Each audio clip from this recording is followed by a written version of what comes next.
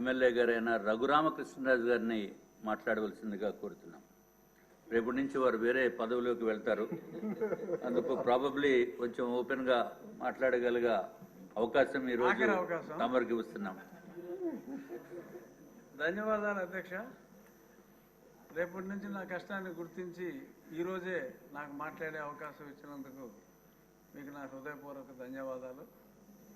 ఈ budget presentation అనేది నిజంగా ఈ సంవత్సరం ఇచ్చిన బడ్జెట్ కత్తి మీద సాము కన్నా కూడా చాలా క్లిష్టమైన పరిస్థితి. ఎందుకంటే మనం ఊహించుకున్నది వేరు, ఊహించుకున్న దాన్ని మించి ఆర్థికంగా అస్తవ్యస్తంగా మారిపోయింది. వచ్చిన తర్వాత ఆ లెక్కలు చూసి ఆర్థిక మంత్రి గారే అసలు ఆ షాక్ నుంచి బయటపడటానికి కూడా చాలా రోజులు పట్టింది. ముఖ్యమంత్రి గారు కూడా ఇంత విధ్వంసం జరిగింది అనుకోలేదని చెప్పి 3 రోజుల గతంలో ప్రజెంటేషన్ అంతా కూడా ఎంత విధ్వంసం జరిగింది అన్నది చెప్పారు.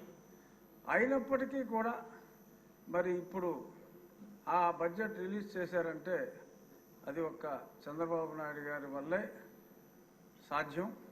ఎందుకంటే మనం మాట ఇచ్చాం, ఇచ్చిన మాట నిలబెట్టుకోవాలి. కొంచెం సమయం పట్టినా కూడా అన్నిటికీ కేటాయింపులు జరుపుతూ సంక్షేమాన్ని, ఎందుకంటే అభివృద్ధికి సమయం పడుతుంది.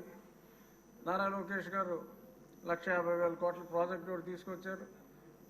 టీసీఎస్ నుంచి ఇన్వెస్ట్మెంట్లు, ఇంకా ఇంకొక 50,000 కోట్లు రిలయన్స్ ఇండస్ట్రీ నుంచి పెట్టుబడులు, ఇవన్నీ కార్యరూపం దాల్చి మనకి ఆదాయం రావాలి అంటే టీసీఎస్ తొందరగా రావచ్చు, కానీ ఇంకా మిగిలిన సమయం పడుతుంది.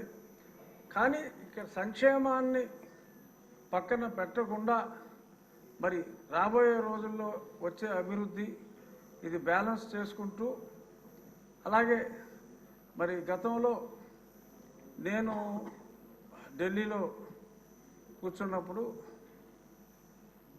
ఎన్నో ఉత్తరాలు ఫైనాన్స్ మినిస్ట్రీకి రాసి నేను కొంచెం నన్ను నా ఊరు వెళ్లకుండా మరి గత పాలకులు కృషి చేసినందువల్ల కనీసం ఇంకో 1,00,000 కోట్ల అప్పు దొరకకుండా నేను చేయగలిగా. చాలా ఫైనాన్స్ సెక్రటరీ, ఇప్పుడు క్యాబినెట్ సెక్రటరీ ఆయన ఎన్నోసార్లు నేను వ్యక్తిగతంగా కలిసి ఇంత విధ్వంసం జరుగుతుంది, ఇంకా మీరు అప్పులు ఇవ్వకుండా బాగోయని చెప్పి 1,00,000 కోట్ల వరకు అప్పు రాకుండా చేయగలిగాను. కానీ వాళ్ళు సాయశక్తిలా చాలా వరకు చేశారు, దారుణమైన విధ్వంసాన్ని సృష్టించారు. ఇప్పుడు ఎమ్మెల్యేలుగా మా అందరి బాధ్యత ఏమిటంటే, ముఖ్యమంత్రి గారు, ఆర్థిక మంత్రి గారు ఎన్ని నిద్రలేని రాత్రులు గడుపుతున్నారు. వారు ప్రజలకు ఇచ్చిన మాట నిలబెట్టుకోవటానికి ఎంత కష్టపడుతున్నారు. సంక్షేమ పథకాలు అన్నీ అమలు చేయగలం, కానీ దానికి కొంత సమయం కావాలి. ప్రతిపక్ష పార్టీలు ఇక్కడికి రాకపోయినా వాళ్ళు రోజు ఇంట్లోనే ఒక సెట్టింగ్ వేసుకుని మరి మాట్లాడుతున్నట్టుగా మరి మీడియాలో చూస్తున్నాం. బురద చల్లటం చాలా ఈజీ, కానీ మరి ఇప్పుడు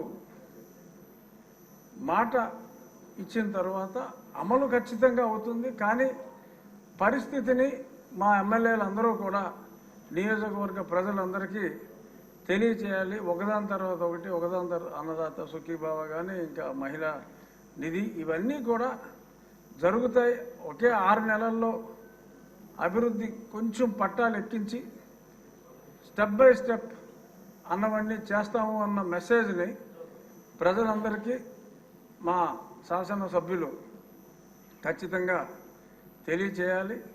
ప్రజలు అర్థం చేసుకుంటారు.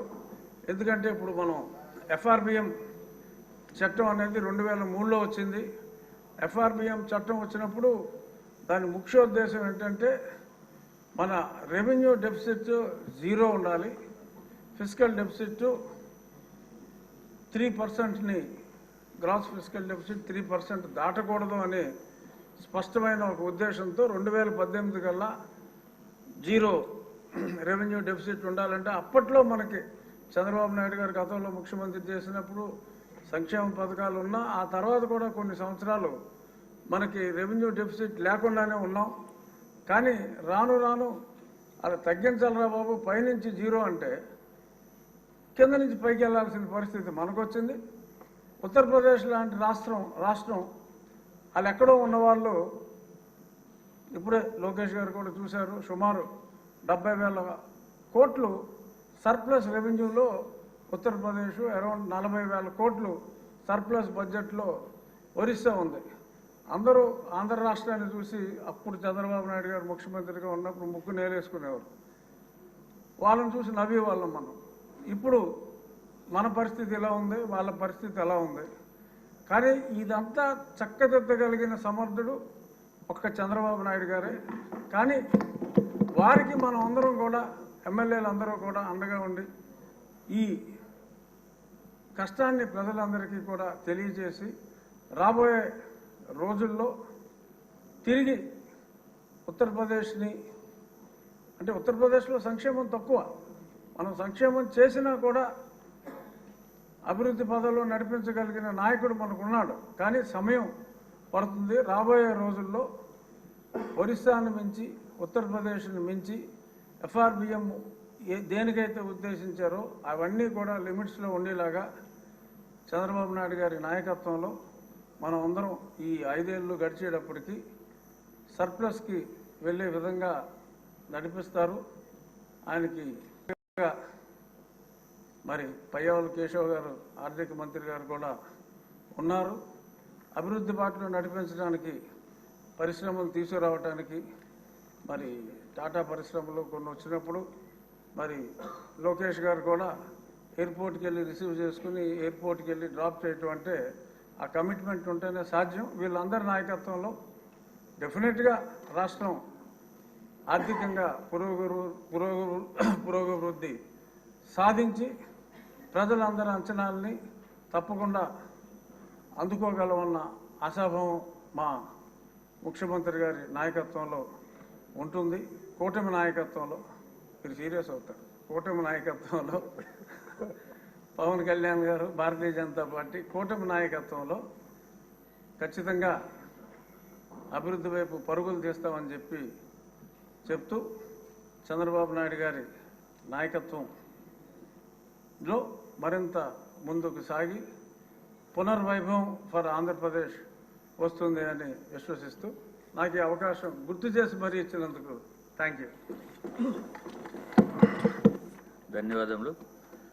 మీరు పడిన కష్టాలన్నింటినీ కూడా అందరూ కూడా గుర్తించారు. ముఖ్యంగా గౌరవనీయులైన చంద్రబాబు నాయుడు గారు, పవన్ కళ్యాణ్ గారు, అట్లాగే కూటమి అన్నాం కాబట్టి భారతీయ జనతా పార్టీ కూడా గుర్తించిందని మరి ఒకసారి తెలియజేసుకుంటూ, చంద్రబాబు నాయుడు గారు, ముఖ్యమంత్రి గారు తమరికి రచ్చబండ కార్యక్రమం రోజు ఇబ్బందులు లేకుండా మంచి ఉన్నత పదవిని తమరికి ఇచ్చినందుకు మరి ఒకసారి ధన్యవాదములు.